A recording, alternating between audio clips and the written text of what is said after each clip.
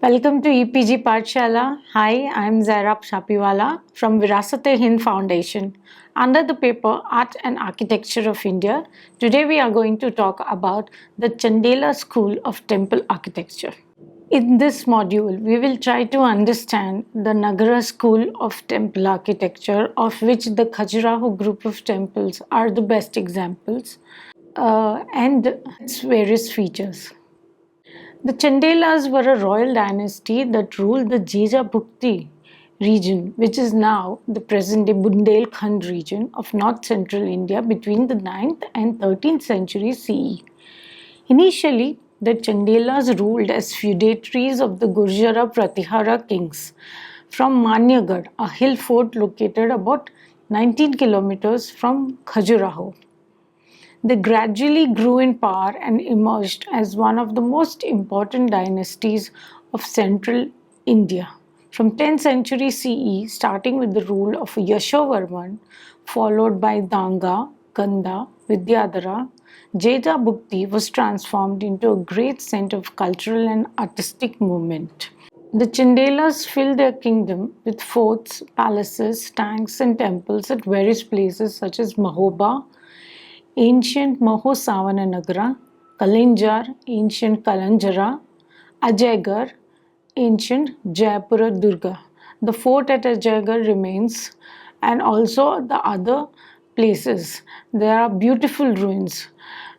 But it was at Khajuraho, the cultural capital, that the dynasty reached its zenith in architectural and sculptural excellence. That is, from Yashovarman accepted the suzerainty of the Gurjara Pratihara, but from the second king onwards, right from Danga, the dynasty was ruling independently. 9th and 10th centuries witnessed a spurt in temple building in the classical Nagara or North Indian temple architectural style. In their brief period of 4 centuries, in the Khajuraho group of temples, they left a legacy that cannot be overlooked. Nagara School of Temple Architecture. In the Nagara style of temple architecture that became popular in the north and central India, the temples have two distinct features. One is that the plan is square with a number of graduated projections or rathas in the middle of each side, giving a cruciform shape with a number of re-entrant angles on every side. In elevation, a shikhara tower gradually inclined inwards in a convex curve using concentric rotating squares and circles principle. Thus, there is a strong emphasis on lines in elevation. The temples built between the 7th and 14th century CE in the Nagara style had mandaps, pavilions. The Nagara style is widely distributed over a great part of India, exhibiting distinct regional varieties. That is why the Khajuraho group of temples are known as the Chandela group of temples. Then we have the Osean style, the Kalinga style, then we have the Himalayan style, which is again very distinct, but they all are broadly classified as the Nagara school of temple architecture. The Nagara temples are Sandhara and Niradhara. The only difference being that the Sandhara temples have a square sanctum sanctorum enclosed by pillars, and there is a path for circumambulation. While in the Niradhara temples, these features don't exist. The Nagara school of temple architecture began in the Gupta era, and the basic features that this style of architecture or the temples display is that a cruciform base plan, a curvy lineal shikara, a garbhagriha, sanctum sanctorum, and a mandap that acts as an entrance porch. Okay, now within this you have the interior entrances, which are also called the vestibule or the antrala and the mahamandapa. What is this cruciform base plan? It is very simple.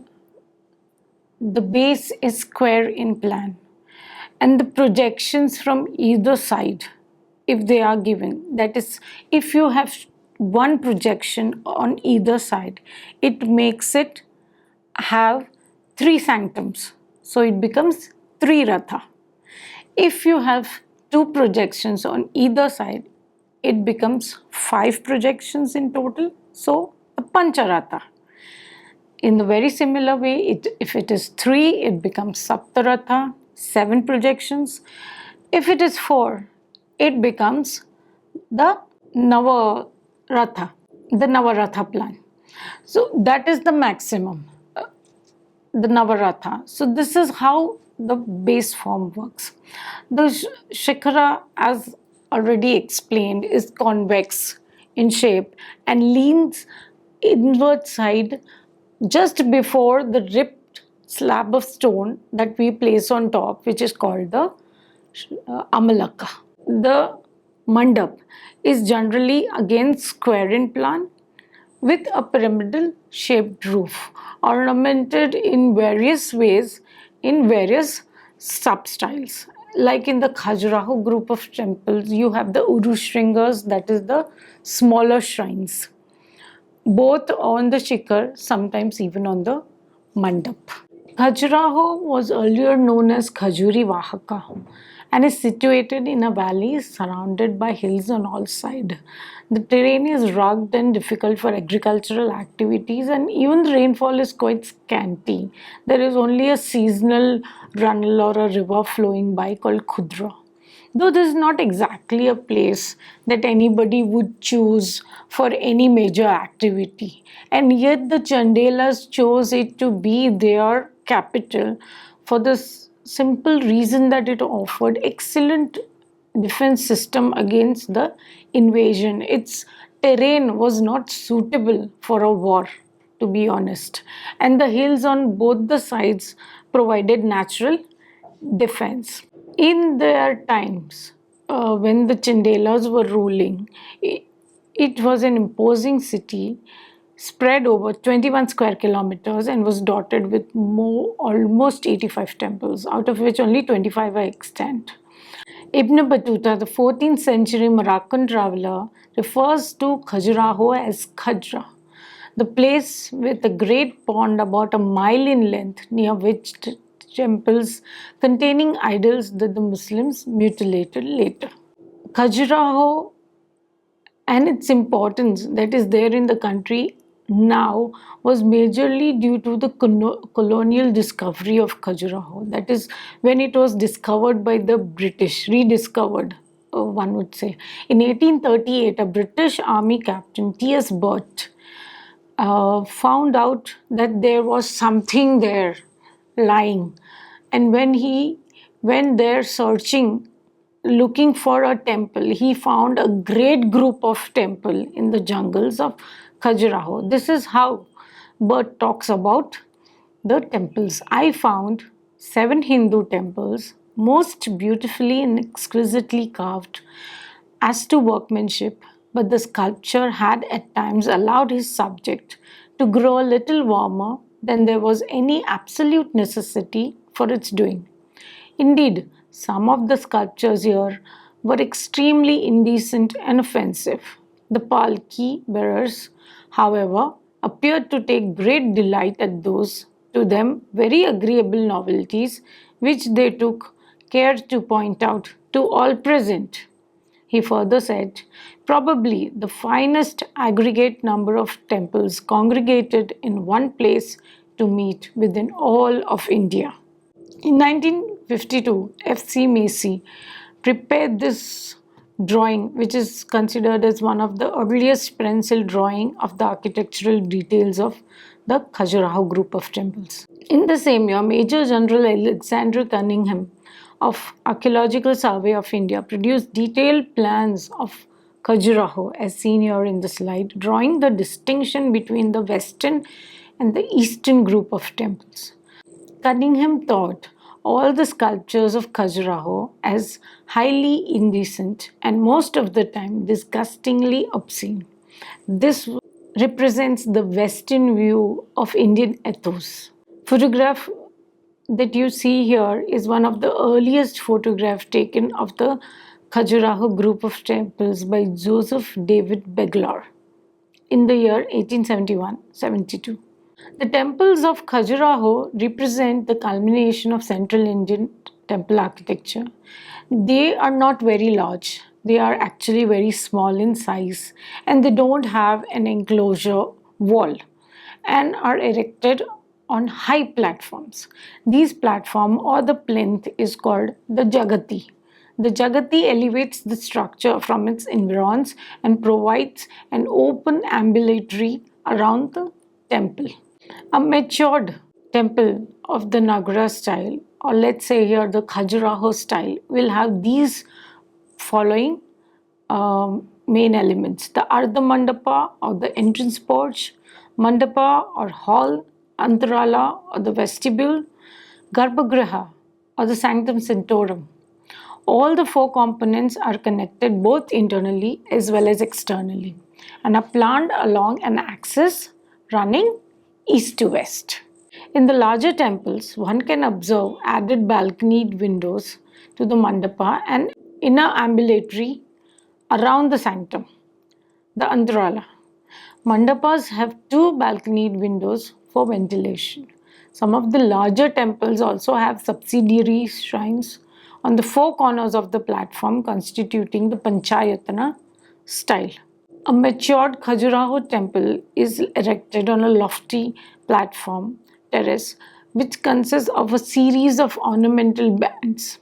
Over this ornate base stands the janga or wall of the temple. The balconied windows on the janga allow light and air into the interior. The solid space of the janga is studded with two or three horizontal bands where we find most of the beautiful sculptures of the Khajuraho group of temples.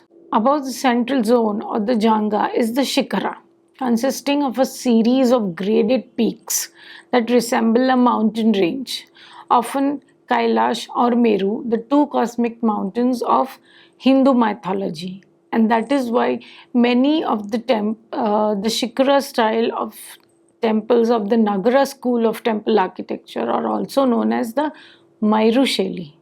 These peaks, arranged along the vertical axis, rise and fall alternatively while maintaining their upward ascent and culminate in the tallest spire or shikara, which is raised directly over the sanctum. Unlike the Garbhagriha, the Mandapa and the Mahamandapa are of pyramidal shape. In the entrance porch, a modest oblong passage is entered through a Makara Torana. Makara here is alligator. The passage gradually broadens into a wider mandapa which is open on three sides. The roof of the mandapa is carried on dwarf pillars and pilasters. The Mahamandapa is closed hall with balconied windows. In the larger temples, the Mahamandapa has four central pillars and is connected with the sanctum which has an ornate entrance. The interior of the temple shows remarkable decorative details on absolutely every pillar, doorway, architrave. The cusped ceilings are carved with exclusive geometrical and floral designs. Yet another major attraction are bracket figures or apsaras and shalabanjikas, yakshas and ganas. With their sensuous postures and finish, the apsaras are the masterpieces of Indian art. In some major temples, the facades of the sanctum sanctorum also show two or three bands of statuary, similar to central part of the outer surface, but on a smaller scale. Most of the Khajuraho group temples are built with finely grained sandstone in varying shades of buff, pink, or yellow. These were mined from the quarries of Panna on the eastern bank of Ken River. Exceptions to this rule are the temples of the Chauset Yogini, Brahma, and the Lalgua Mahadeva, as they are built from granite. The sculptures of the Khajuraho group of temples can be divided into five broad categories. They are the cult images, the peripheral deities, The Apsaras or the Surasundaris, secular scenes and the mythical beasts. The cult images include sculptures of the mainstream Hindu gods and goddesses as carved per their canonical formulae, that is, whatever the iconographic texts reveal. They are completely round, bearing specific ornaments, weapons, symbols. The mainstream Hindu gods and goddesses are accompanied by peripheral deities or the Parasva Devtas and are free from iconographic dictation. That is, they don't have a very strict portrayal. They occur in niches and are executed either in round, high, or medium relief. They also appear less formal and are distinguishable, look almost human, you can say, and can be distinguished as a separate entity only because of their peculiar headgears or their mounts or other attributes. Apsaras or Surasundaris are the third category of sculptures in the Khajuraho temples. They are amongst the finest and found in the highest concentration.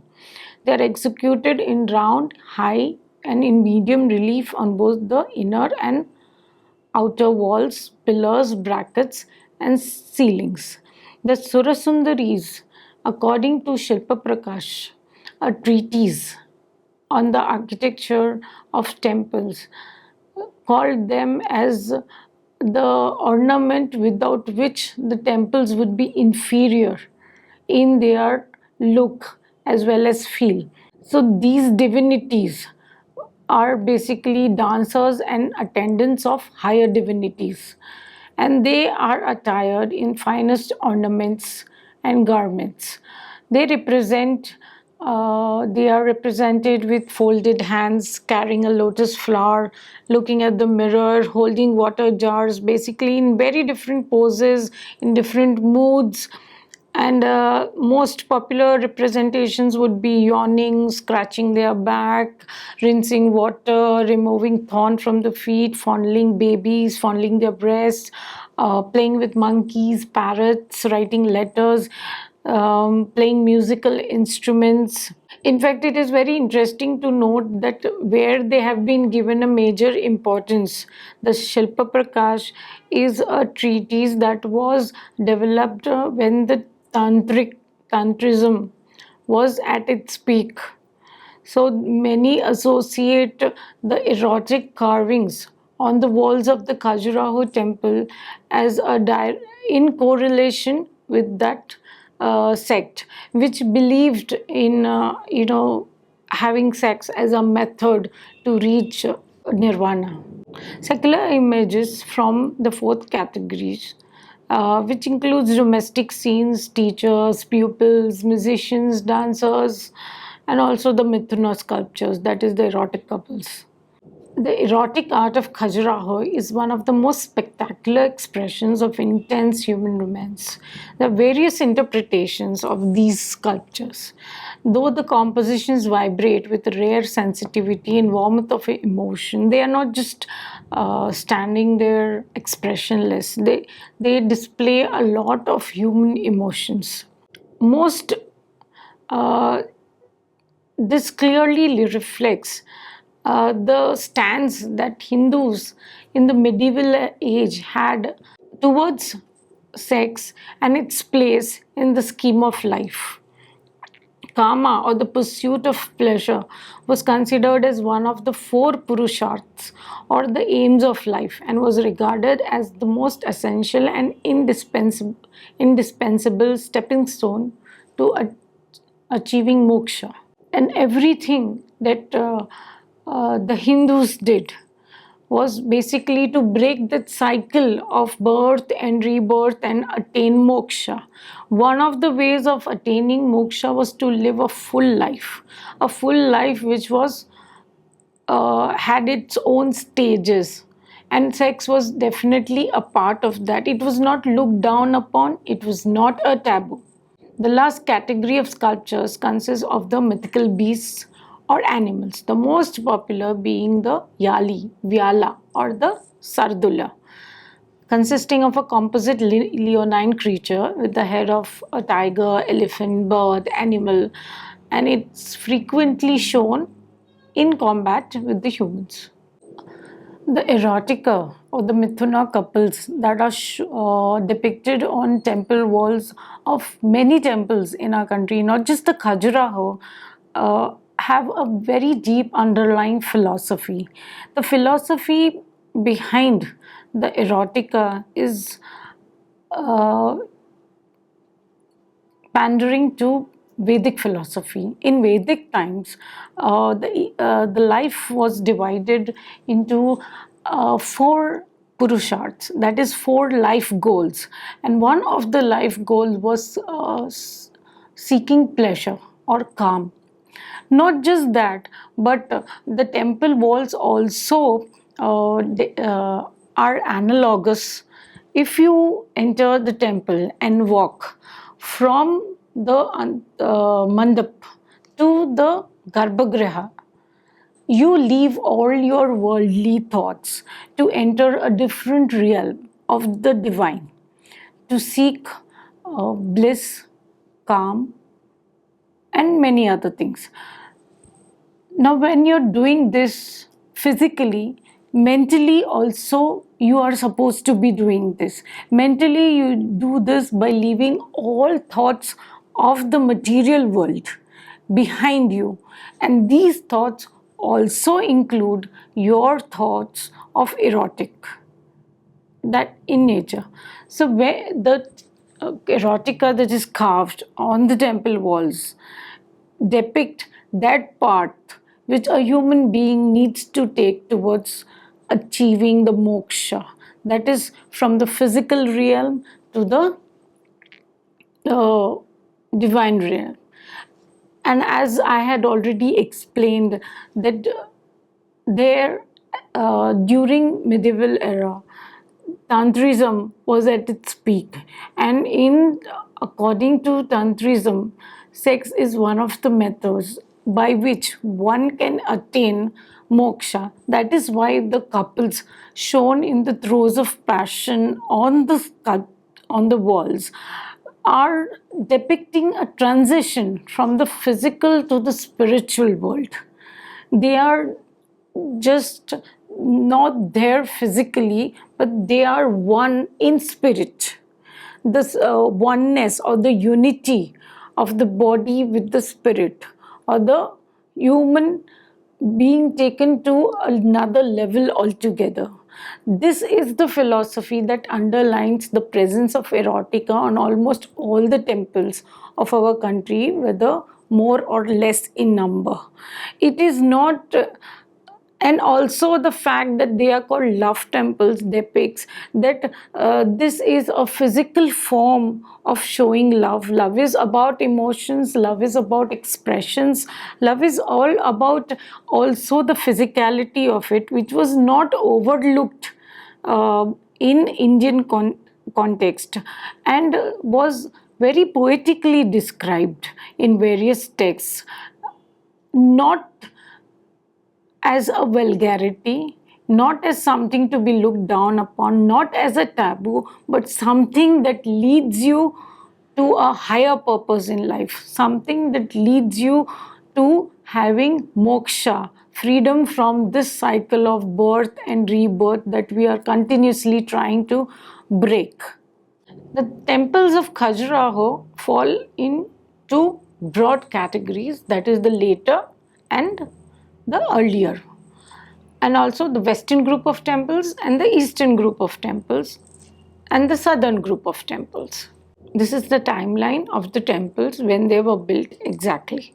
In the western group of temples, to the west of Khajuraho village, are a cluster of temples that are amongst the best of the Chandela architecture. The western group is considered the best. The western group of temples include the Kandariya Mahadeva Temple, the Lakshmana Temple, Visvanath Temple, Jagdambi Temple, Chitragupta Temple, and the Parvati and the Matangeshwara Temple. Lakshman Temple, built between 930 and 950 CE by the Chandela king Yashovarman, the Lakshman Temple is dedicated to Vaikuntha Vishnu. It is a Sandhara temple and of the Panchayatna variety. That means it has not just the main sanctum sanctorum, but even other four subsidiary shrines. It is one of the earliest among the mature group of temples at Khajuraho with all the principal elements, that is the entrance porch, mandapa, mahamandapa with balconies, vestibules, sanctum, and the ambulatory path with balconies. The temple stands on a high jagati. Its shikara is clustered with minor shikaras. It has two rows of sculptures, including divine figures, the Mithuna couples, and basement moldings show a bold elephant frieze.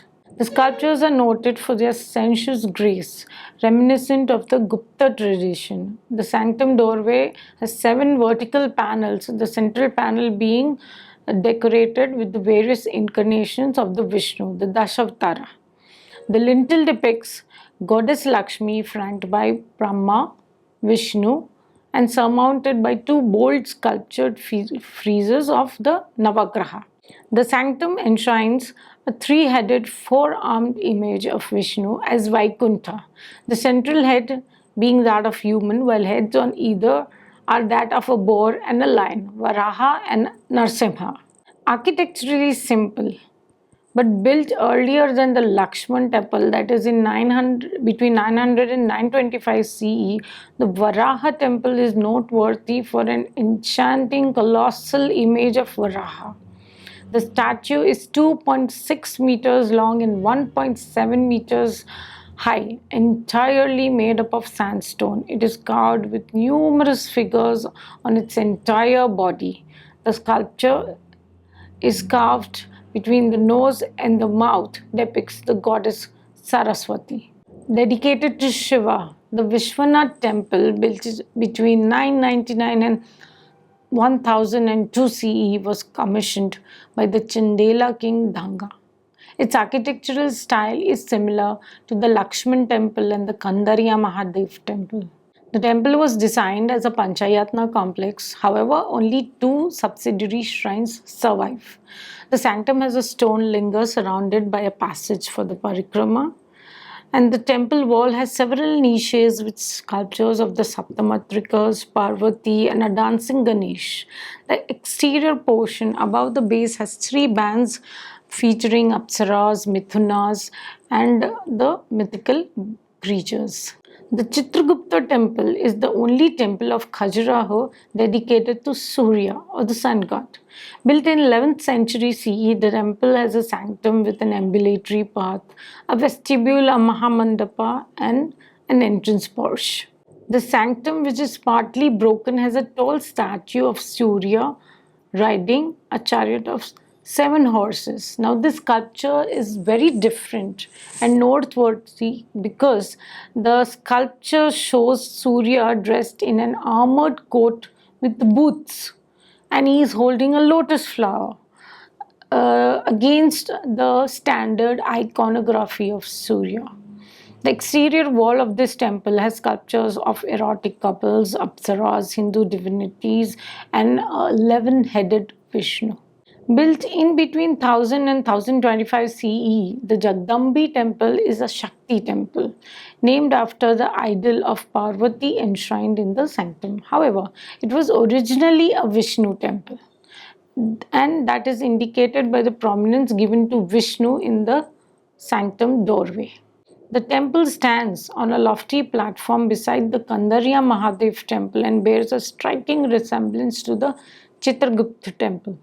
Among the sculptures, the most noteworthy is the dignified sculpture of Yama, the god of death.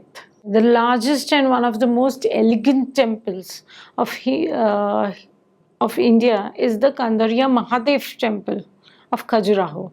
Built in 1030 CE by the Chandela king Vidya-mitra, the temple measures about 30.5 meters in length and 20 meters in width, excluding the platform.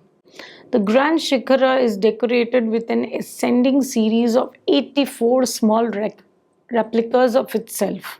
The Kandariya Mahadev is the most developed of North Indian temples, consisting of all the features of a matured Nagara style of Temple.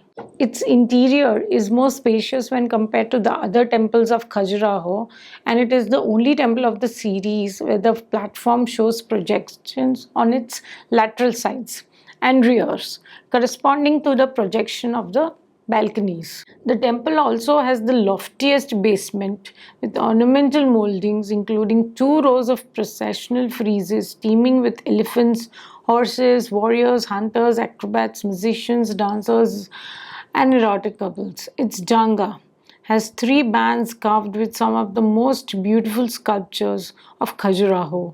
The figures are slender, tall, and depict a variety of apsaras in lively postures. They represent the highest watermark of artistic excellence in Khajuraho. The eastern group of temples include the Brahma Temple, the Vamana, and the Javeri temples. They also include 3 Jain temples, Ghantai, Adinath, and the Paraswanath Temple. The Brahmanical temples are located near the Khajuraho Sagar, while the Jain temples are situated further south. The Brahma temple is the earliest in the series and is of a humble plan and design, as you can see. The Shikhara is made up of sandstone and the body of granite. It was originally a Vishnu temple. Except the doorway, the temple is devoid of sculptures, much unlike other temples of Khajuraho, which are densely sculpted. The temple is dated to 900 CE. The Vamana Temple is located at a distance of 200 meters to the northeast of the Brahma Temple and is dated to 1050 CE. The temple is dedicated to Vamana, or the dwarf incarnation of Vishnu, without the ambulatory path. The temple is a Saptaratha with vestibule, Mahamandapa, balconies, and an entrance porch. It stands on a high Jagati, just like all the temples here. The Shikhara of the Vamana temple is not covered with miniature Shikharas and instead is embellished with a fretwork of Chaitya arches. There are very few erotic sculptures in this temple when compared to all the other temples. The Javeri and the Ghantai temples. The Javeri temple is dedicated to Vishnu and is situated 200 meters south of Vamana temple. It is small, well-proportioned Nirandara temple consisting of a sanctum, vestibule, mandapa, and a portico. The Ghantai temple is called so because of the chain and bell motifs carved on its tall, elegant pillars. However, the temple is in ruins. Only the entrance porch and the Mahamandapa resting on the 4 pillars have survived. This Jain temple is dedicated to Jina Adinath in Khajuraho. Though smaller in size than Paraswanath Temple, this temple has preserved some of the finest sculptures. The plan and design of the Adinath Temple is similar to that of the Vamana Temple. The principal niches on outer wall contain images of Jaina Yakshis and Apsaras. The external wall also depicts sculptures of Hindu deities. The southern group of temples, there are 2 prominent temples in the southern group, Duladeo and the Chaturbhuj. Duladeo is the youngest member of the Khajuraho group of temples. Dedicated to Shiva, it is a Nirandara temple and consists of a sanctum, vestibule, Mahamandapa, and the porch. In plan and design, it has features that are common to all the developed medieval temples of Deccan and Western India. Its sculptures are less dynamic and appear stereotyped and overcrowded. It is dated to 1125 CE. This is the farthest temple and is situated about 3 kilometers south of Khajuraho. The Chaturbhuj temple is a Nirandara temple of modest size and the only temple without a single erotic sculpture in the entire group of temples at Khajuraho. The large image of a 4-armed Vishnu enshrined in the sanctum, however, is remarkable for its expression of tremendous calm and bliss. In the history of temple architecture in India, the Chandelas have made a unique contribution in the form of the Khajuraho group of temples. The region where they ruled, that is the Jejabukti region, was already an established center of temple building right from the Gupta period. The Nachna Kutir, Devgarh, Bhitargaon, Sanchi, etc. being excellent examples. It was also an important region for various religions, Hindus, Buddhists, the Jainas. Though the region is not fertile when compared to the delta regions of the east coast or the Gujarat plains, it was trade that brought prosperity to this region. The temples were patronized by royal clans and also by merchants of the medieval era. Today, the temples of Khajuraho may be deserted and are not used maybe regularly and have become a tourist hotspot.